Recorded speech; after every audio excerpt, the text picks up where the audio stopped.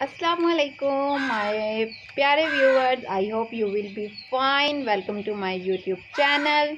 तो आज आप लोगों के साथ मैं शेयर करना चाहूँगी कि जो ड्रामा सीरियल इश्क मुर्शद जौन सा ड्रामा है, क्या आज उसकी जो किस्त है, एपिसोड है, वो नशर होगी या फिर नहीं।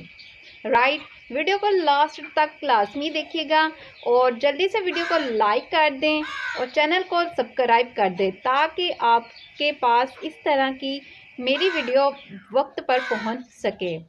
तो चलें, टाइम को ज़ाया किए बगैर आपके साथ मैं लाजमी शेयर करना चाहूँगी कि आज ड्रामा सीरियल इश्क मुर्शद, जो कि बहुत ही खूबसूरत हमारी एक्ट्रेस हैं, इसके अंदर एक्टिंग कर रही हैं, जो कि मेन लीड रोल प्ले करते हुए हमें नज़र आ रहे हैं, दूर फिशियाँ एंड बिलाल अब्बास। राइट, ये दो हम मेन एक्टर हैं और बहुत ही अच्छा किरदार अदा कर रहे हैं। और आपके